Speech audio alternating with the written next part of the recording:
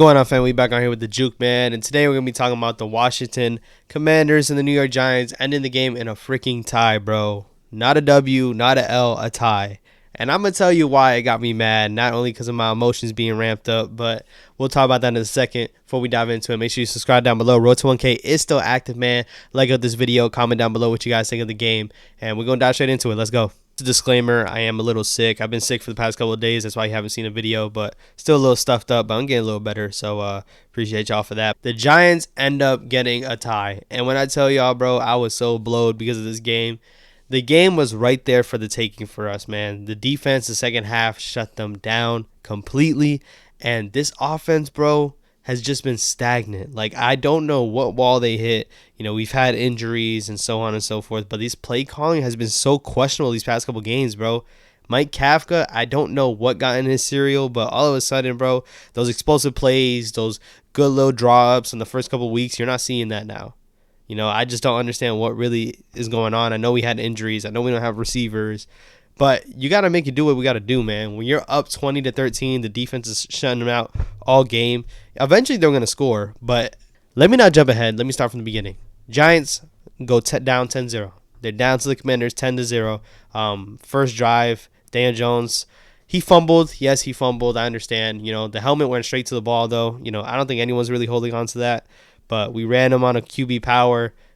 Helmet went straight there. The defense held the offense to 3 points, though, so shout out to the defense. We get the ball. We can't do anything with it. Punt it back. They go get a touchdown. We're down 10-0, and I'm like, yo, we just look like the same old Giants, man. Like, these past couple games have been rough for us. I definitely think the injuries do play a part, but we just haven't looked at that, like that same team that goes out and fights. And it looked like we were laying down. I was like, oh, this is going to be a good one. Like, this is where the old Giants, like, rears its ugly head.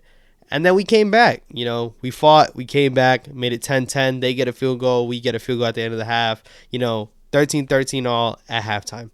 But before halftime, bro, it just shows, like, I don't understand what Mike Kafka wants. I don't understand what Brian Daboll wants. But we have the ball with a good amount of time left, and you could just tell they were playing for the field goal. Like, they weren't even trying to get a touchdown. And I felt like that was the cadence for the rest of the game for me. I don't know what it was, but all of a sudden it just felt like they were super conservative. I know we don't normally take a lot of shots down the field, but we're in the red zone and they didn't even want to take no shots. Like, it was just like, oh yeah, let's run the ball. Oh yeah, it's 3rd. We have no timeouts, but let's run Daniel Jones instead of, like, at least trying to take a shot at the end zone and then kick a field goal. Like, it's just some weird stuff, man. Like, I just don't understand why they don't want to do it. I understand, you know, they might not have the players that they want to be able to do some of the things they want, but you have to conform to the players. That's what we've been hearing ever since he came into the building, ever since Daboll came here, you know, making players play in their system. I understand we're lacking talent, but it doesn't mean we have to play extremely conservative every chance that we get.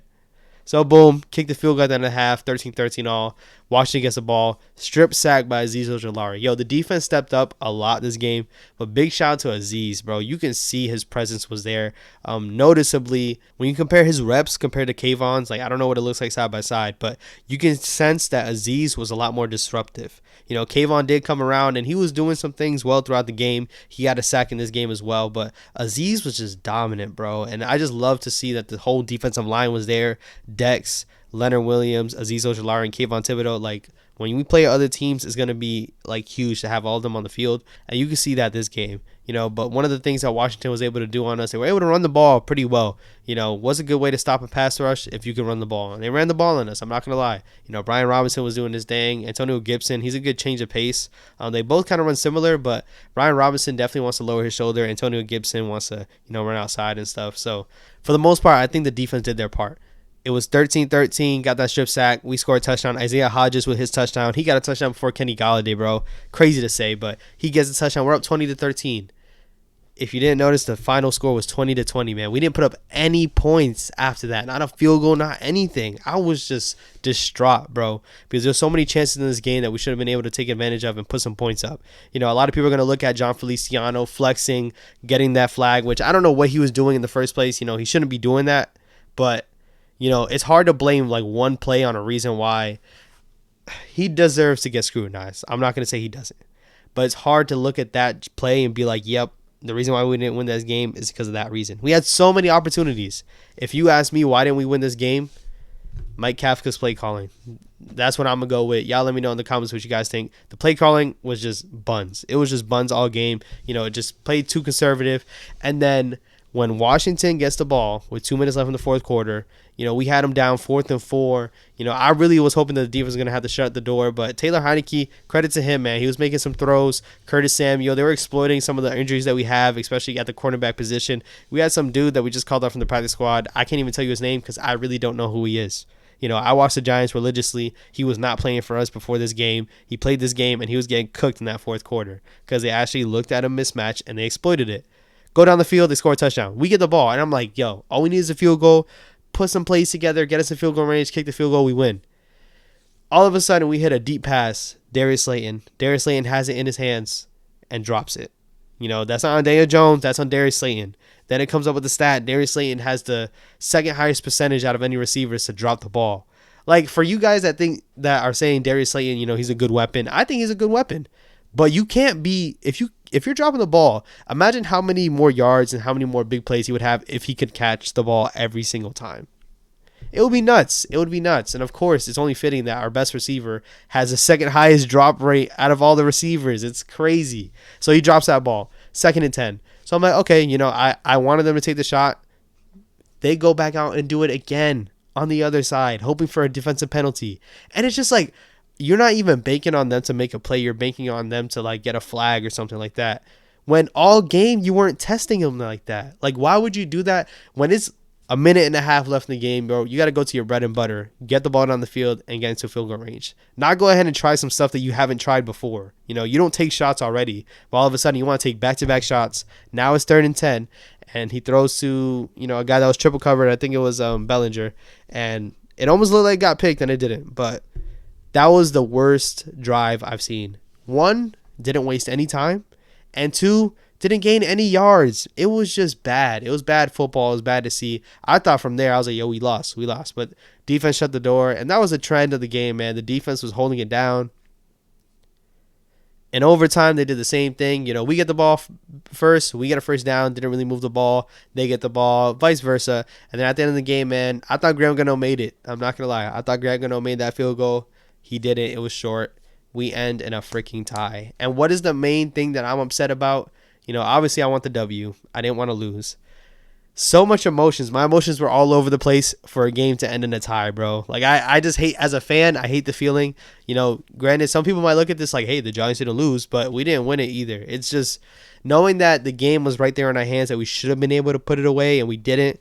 It just sucks. It sucks. It sucks to feel as a fan. It sucks to watch. And even the people in the locker room said that it feels like an L. It doesn't feel like a W at all. It's not a loss, but it feels like an L. So with that being said, where do we stand now? We're still in the wild card rankings. Seahawks got a W, so they moved into the playoff picture. Washington's out right now because they're half a game behind us. They got one. They have another loss, and then they have the same tie with us. So we are ahead of them technically. That next game against Washington is going to be huge. I said this one was huge, and it really was. But now that we ended in a tie, this upcoming one is just as important. We're playing Philly next week. I already have that label as an L, man. Just before you watch the prediction, just know I'm going to say it's an L, but make sure you stick out to watch that. But yeah, man, my emotions were all over the place, bro. This tie just feels like an L. That's all it feels like. Let me know in the comments what you guys think about this game, man. Overall, it wasn't a pretty game on the offensive side of the ball. The defense, in my opinion, stepped up mightily. And we look at, without having a Dory Jackson, without having Xavier McKinney, bro, when they are back, this defense is going to be able to shut things down, bro. I really think they'll get back to their former selves. It's now up to the offense.